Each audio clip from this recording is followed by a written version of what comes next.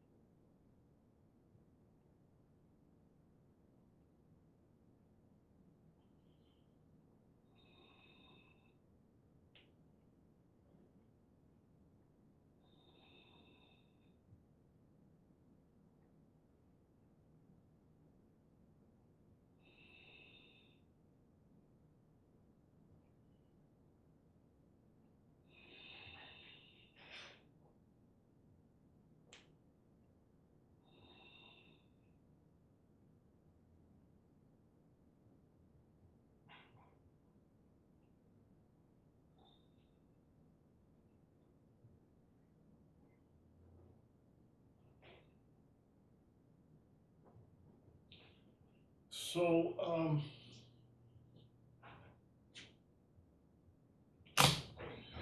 when one uses little markers like this,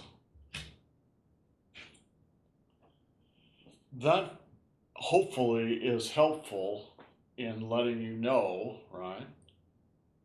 But it's also misleading. Yes, it reveals, but it also conceals.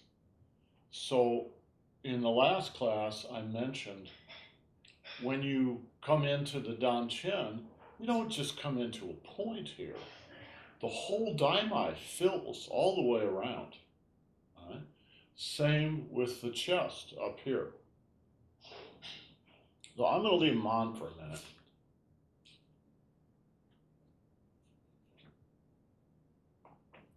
When you do Tai Chi, it's the same thing.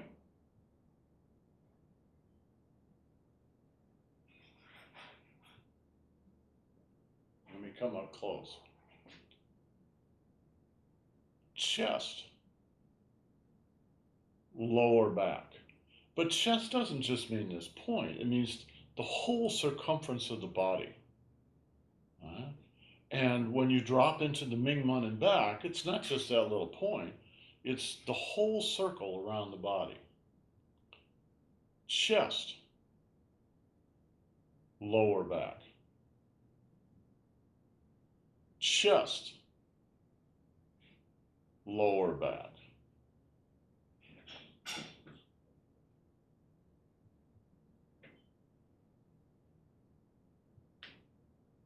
Lower back. Chest, lower back. Chest, lower back. Chest, lower back.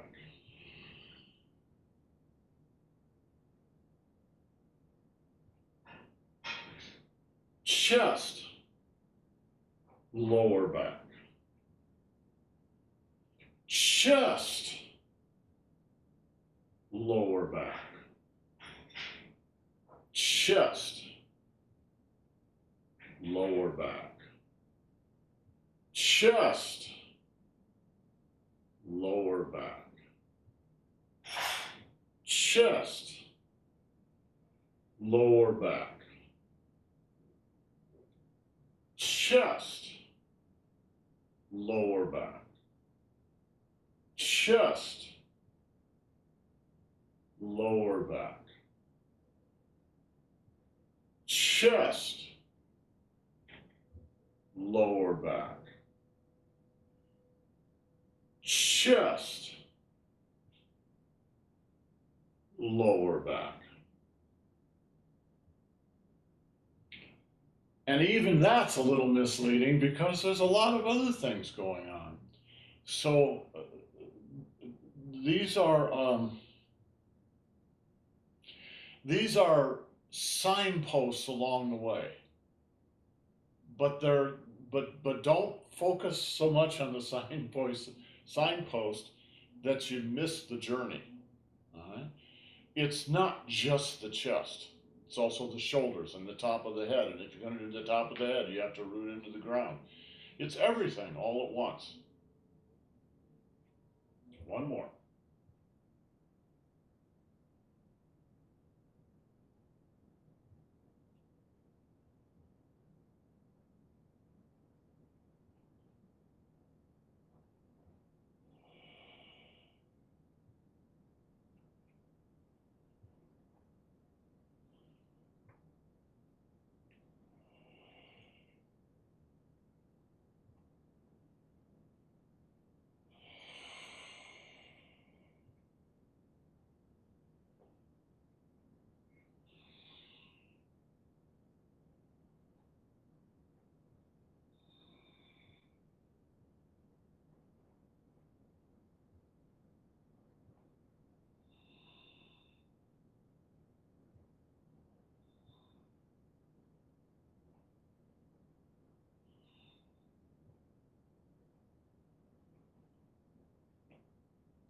Okay, Rand, why don't you lead a couple? Okay.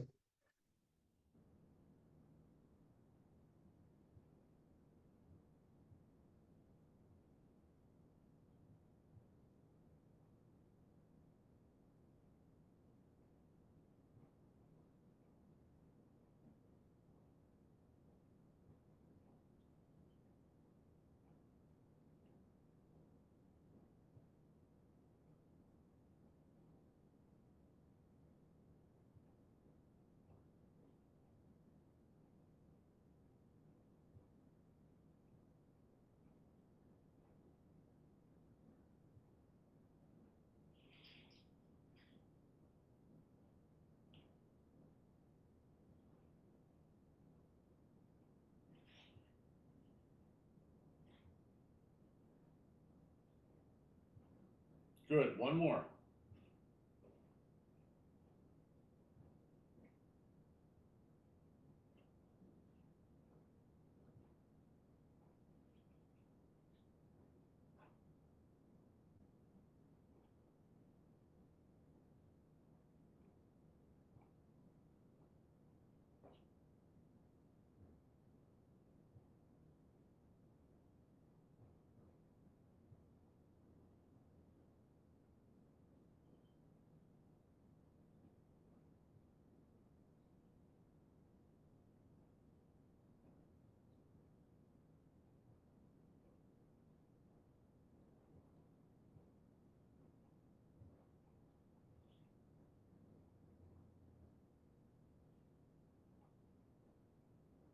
Good. Okay, when you're doing chest and lower back, like I'm calling it out, what you're really doing is practicing the thoracic hinge joint. All right? This joint here. It's the single biggest, strongest joint in the body, but we almost completely ignore it unless you're really into athletics of some kind. So to become aware of this closing, opening, closing, opening, closing, opening, you're learning to really flex the spine and use that really big joint. I did this move earlier in the earlier class, but I want you to watch this. Watch the chest, watch the abdomen. Chest, abdomen, chest, abdomen. So in that tiny little stretch there, you're opening into the chest, opening into the chest, closing into the abdomen. Right? Opening into the chest, that's an elbow strike. Right? Closing into the joint lock. The arm and leg aligning. Makes sense? Catherine, does it make sense? Okay. Catherine, why don't you lead us in a couple?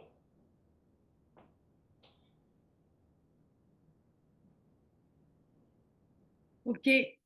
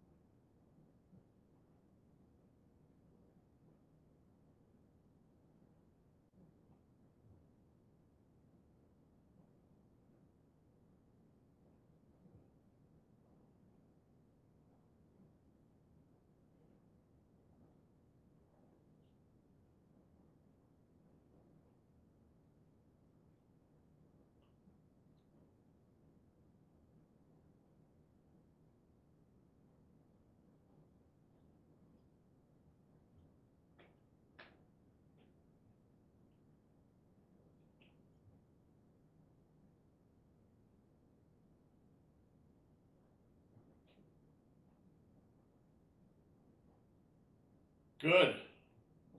All right, you guys are starting to look like you're doing Tai Chi.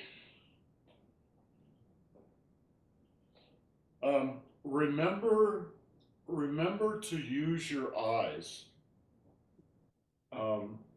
When you're using your eyes, there's sort of two ways to use them. One is really focused. So if you're driving a car and some kid bounces a ball out into the street, you're gonna focus right on that ball for a second. So focused. The other is kind of wide angle, global. So you're holding the whole street. It's the same when you're doing Tai Chi. Whenever you're doing something specific, you want to use your eyes to focus. So watch.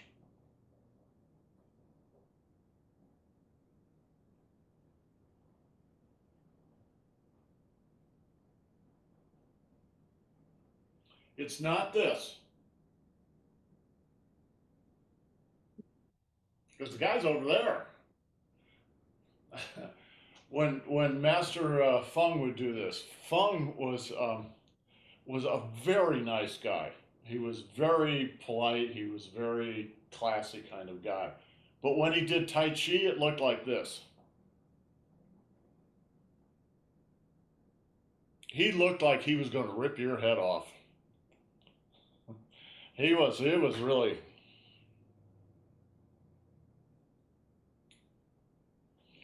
So I remember I went out to push with him once. Like I've told you guys this story, but I was going out to push with him the first time, and Master Zhang, my teacher, said, "Don't look in his eyes."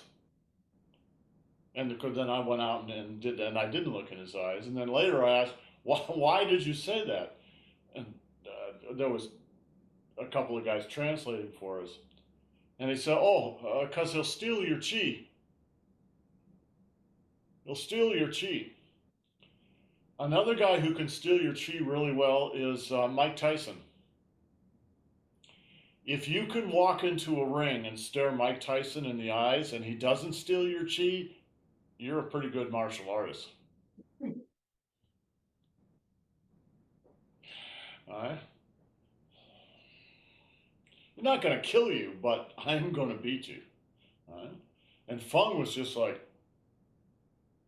he was not fooling around. So you can practice a little of that too. All right? What does that mean when you come up like this and you're looking fiercely ahead? That's a yang vision. It's like you're using your eyes as well as your hands. Your eyes are out there too.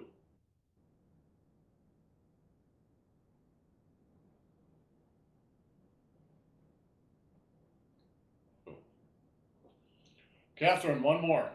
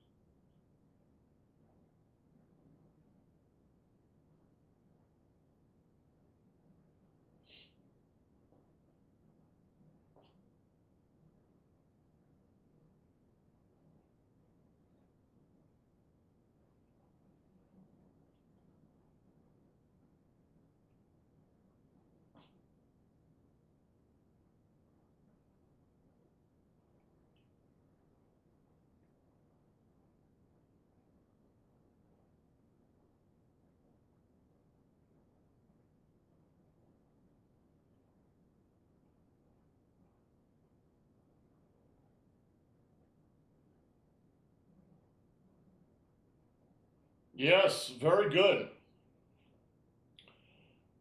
When you can bring your eyes into Tai Chi correctly, then you're using your physical body, you're using your energy body, and when your eyes work, you're using both your mental body and your spirit body. All right? It's your spirit coming out.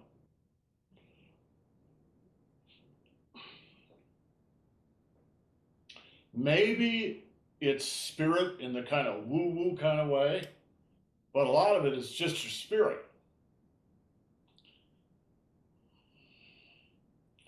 Um, my grandparents used to live down in Florida, and Grandpa liked to go to the races, the horse races. So a couple of times a year, we would end up going to the horse races, and you put a $2 bet on it, et cetera, et cetera. How do you choose which horse? You choose the horse before the race because before the race they will parade the horses. So the grooms will walk the horses out, you know, to the finish line, and then they will walk them back, and you watch the horses. And the thing you should be watching for is which one of them have some spirit this morning. That's the horse you bet on. It doesn't matter whether they're the most famous horse or this or that. It's like one of them will be one or two of them will be like this. They're ready to go. The rest of them are like, oh God, can I have another cup of coffee? And it's like, all right, I'll do this race, but I'm not really into it. And it usually works. So your spirit.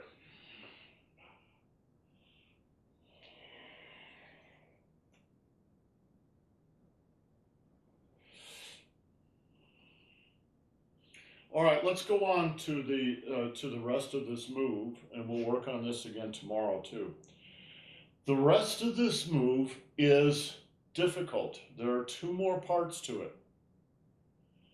Uh, the first of the two parts is difficult because it's working through two dimensions of space, and most people miss the second dimension. All right, watch.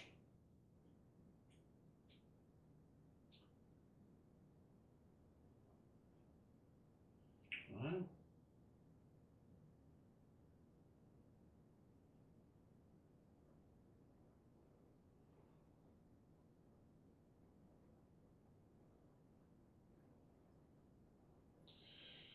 So one dimension is the forward to back dimension, the Li dimension. The other dimension is the ping dimension. And most people miss the ping dimension on this. If you watch Feng or Zhang do this, very often you won't see them do the ping dimension because it's it's not that it's too difficult for them, it's too difficult for their students. So they just don't do it. But if you were doing private lessons with them, you would do the ping dimension. So look, watch. This is what the ping dimension is. Well, you know what it is. It's flat like this. Right? This is the ping dimension.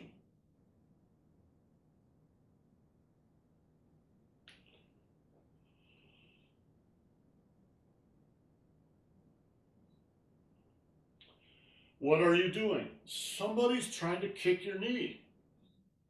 And if that somebody kicks your knee from the outside in, you're going to even break your knee.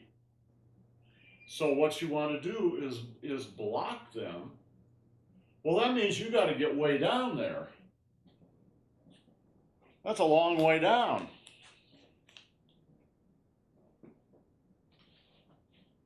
All right? You can't block them by doing this. You have to block them by doing this. You have to be down far enough. Now, we're not, I want you to know this, we're not actually going to practice that way because it's too hard on the knees. But you need to understand what it is you're actually doing.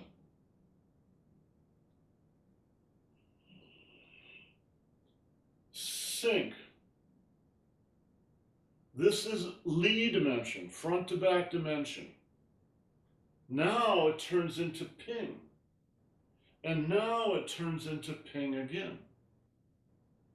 And now it turns into Li.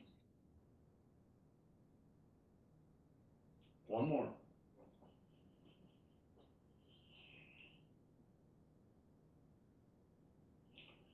Sink. Sink in this claw. Sink and sit down. Sink. Now, when you come out, your knee has to turn outward. Don't do this with the knee in like that. You're going to hurt yourself. It needs to go out. Now it's sturdy. Now it's like a Roman arch. All right. Li, and now ping. Sink, ping the other direction. And now walk through, Li. Is this making sense? This is not easy to do. When you do it, if you understand what you're doing, you can do it much more lightly. But you're still guiding your mind is still guiding yourself in the right positions, and the chi will flow in the right places, and the muscles will work the way they should work. One more.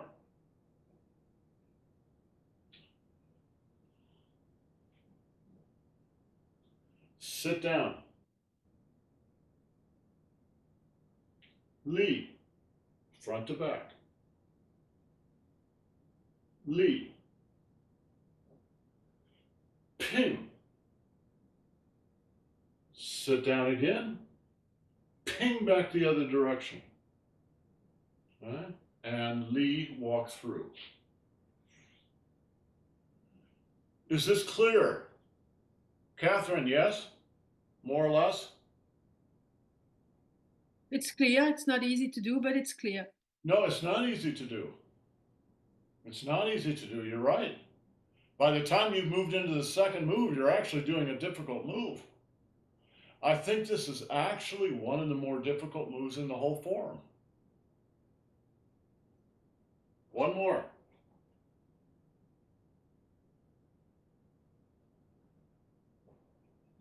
Sit down. Li. Check your knee. Should be open. Li. Ping. Sit down. Ping. The other direction. Walk through. Li. All right? Li.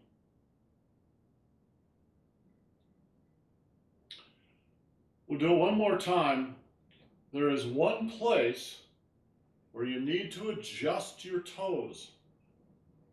I'll call it out. In fact, why don't you just watch?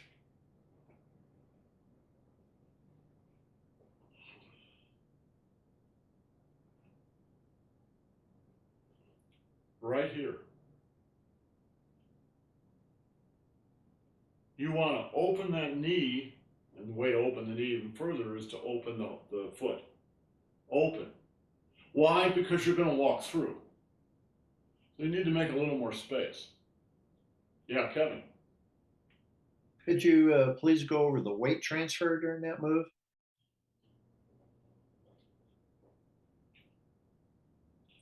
Right foot.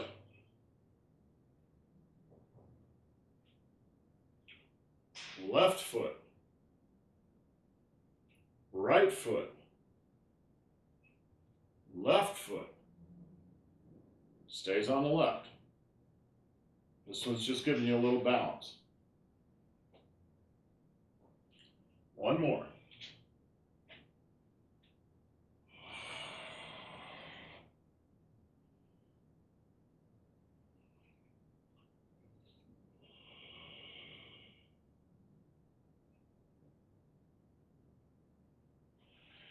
And then you have to get the timing correct. The problem with the timing has to do with your weight shift. And the only way to work that out is just do it. Do it until you begin to kind of understand, okay, what do you do when? All right? One more.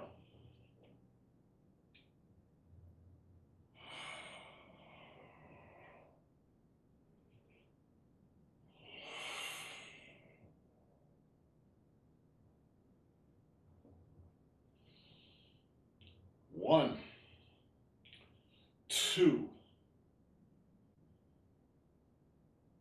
three. So what are you doing there? The first thing you're doing is you're trapped. Somebody's got their hand on you. All right? So Kevin comes in and puts his hand on my chest. And his elbow is going to be pointed straight down. All right, so the elbow is pointed down. This hand is going to come under and trap his hand here. And this hand is going to come up under his arm and then break his elbow. All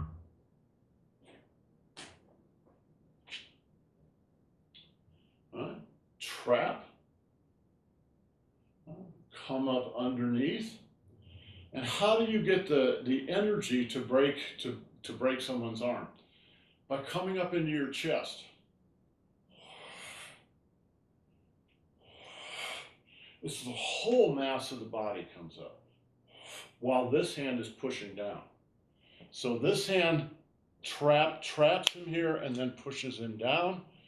This hand comes up underneath. Now you can just sort of hint at that when you're doing the form.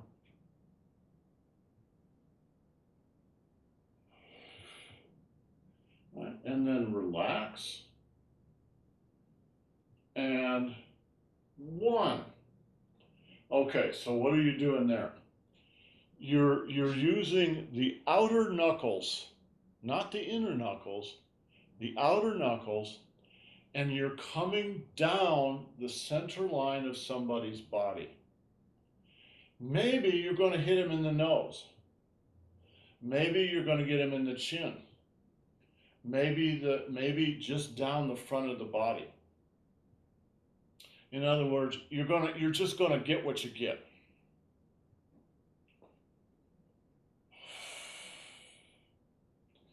Master Zhang would do this on us to demonstrate that part of what you're doing is not striking someone like you're going to smash them. Part of what you're doing is actually cutting their chi. How do you cut someone's chi? Kevin, how do you cut someone's chi? Keep it from flowing.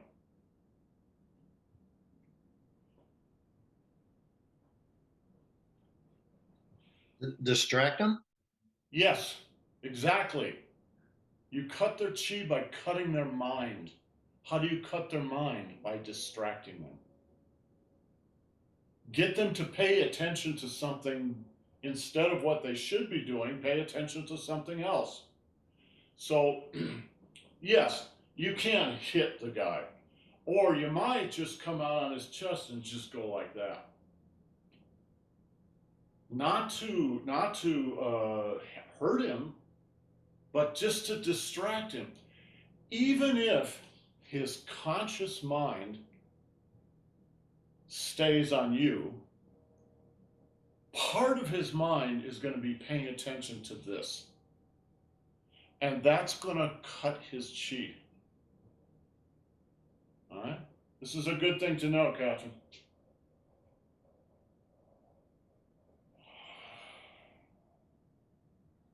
Or you might just be busting him in the nose. All right? Boom. All right, so let's say you're busting him in the nose. Boom. So his nose is now sideways and probably bleeding. What do you do with the other hand? Hit him in the nose again. Bam. All right?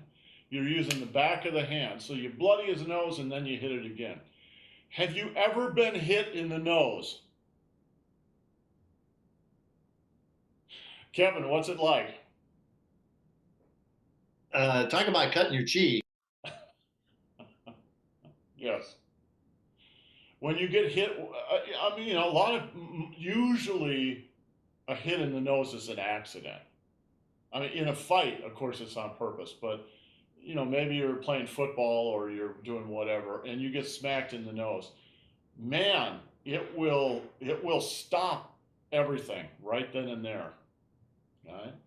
You can also, and I know you all want to know this, you can also kill somebody that way.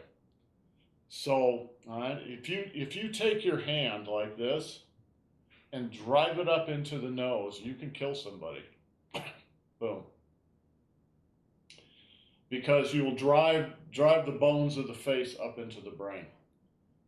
Don't do this. Don't do that at home, kids. All right? 1, 2, and now watch this arm.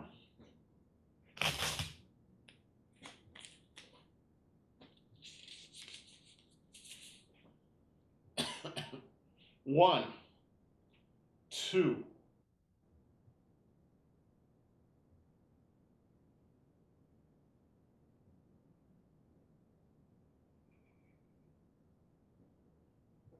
Oh, it's just like that exercise we do every morning. Right?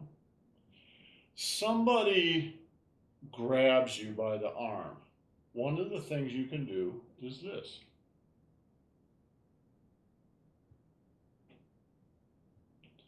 Right? Like a waterfall.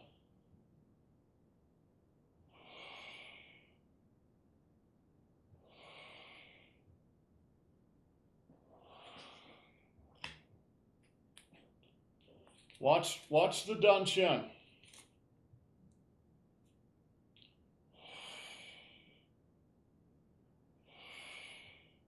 Shift your weight. Turn your waist.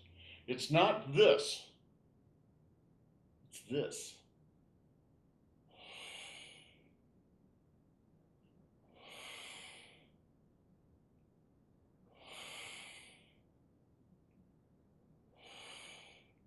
So the timing on this, 1, 2, 3. Now look what happens with this hand when you do this. this hand just naturally starts to come over. So rather than just keep it right there, you let it come over and go around your dantian. All right? 1, 2, go to the left, come around the dantian and split.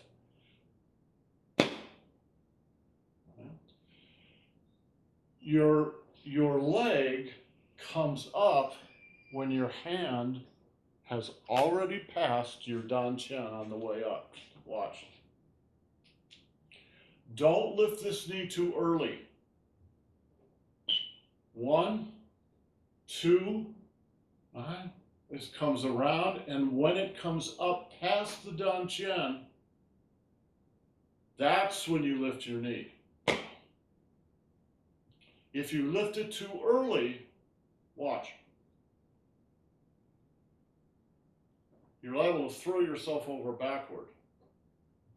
1, 2, 3, 4, boom. Now, there's lots of different ways to do the actual pounding of the mortar. My teacher would do it like this. Right up by his ear. That's closest to village style, to the old style, which was very no nonsense. No Qigong, just get to the point. So they would walk through like this. That was it. Because they're not going to fool around with all this other stuff. Our style likes to fool around a lot. Right? Instead, it's 1, 2, 3. Now, I like the way that Yamaguchi does it. He doesn't come up by the ear. He goes out at 45 degrees. All right? Open, close, open, close, open, close, open, close. It's exactly like this. Open, close, open, close, open, close, open, close, open, close. Boom. It's also effective. It's a lot of fun. Questions? All right, let's do the form from the beginning.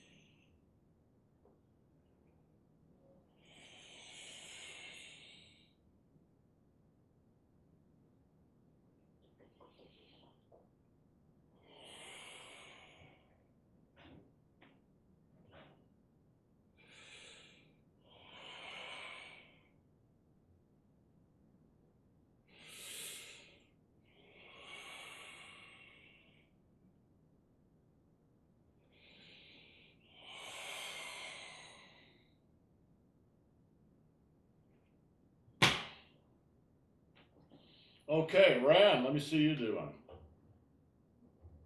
Okay.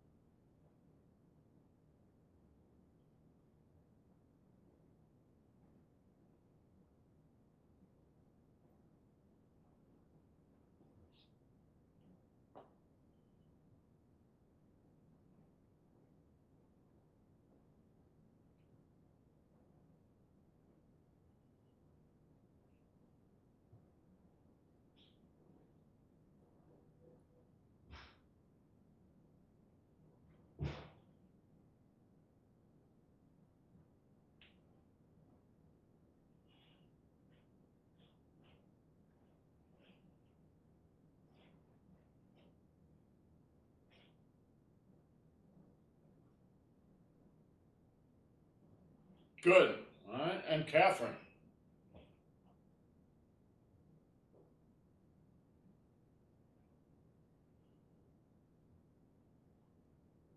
Okay.